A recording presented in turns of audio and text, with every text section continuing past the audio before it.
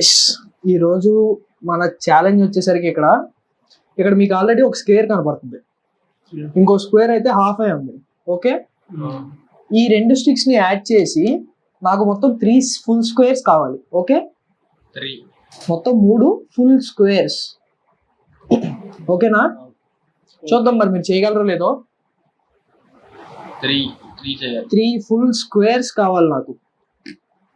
Okay, ఎన్ని moves అయినా చేసుకోవచ్చా? ఆ 2 స్టిక్స్ ని యాడ్ చేసేయాలి అంతే. ఈ 2 స్టిక్స్ ని యాడ్ చేసి 3 ఫుల్ స్క్వేర్స్ కావాలి నాకు. ఓకే, ఇద్దరు కలిపి చేస్తున్నట్టున్నారు, చూద్దాం చేయగలరో లేదో.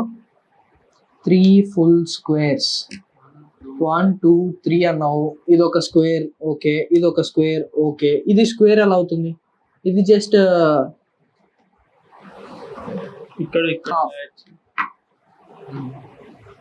ఈ స్టిక్ కూడా యాడ్ చేయాలి. మొత్తం 4 స్క్వేర్స్ అయ్యాయి.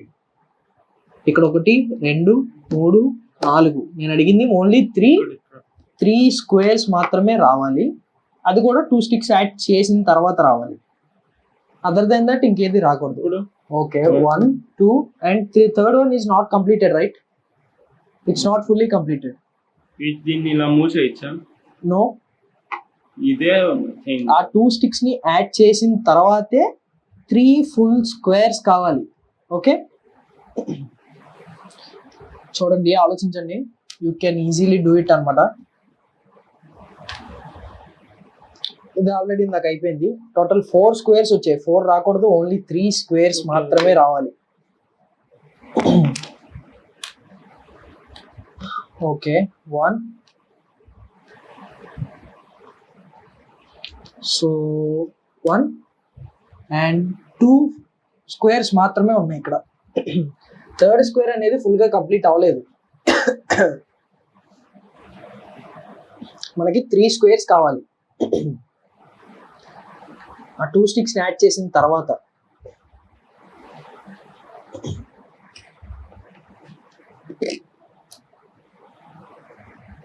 రెక్టాంగిల్ అయితే 2 రెక్టాంగిల్స్ అవుతాయి, అవి స్క్వేర్స్ అవ్వవు. చూద్దాం మరి. 2 స్క్వేర్స్ కాకుండా ఎక్స్ట్రా స్క్వేర్ ఇంకోటి కావాలి. అది కూడా 2 స్టిక్స్ యాడ్ చేసిన తర్వాతే రావాలి. ఈజీగా ఉంటుంది, ఆలోచించండి. చాలా స్పీడ్గా చేయొచ్చు.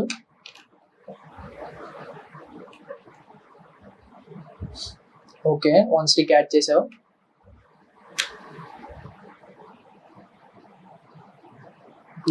Three full squares.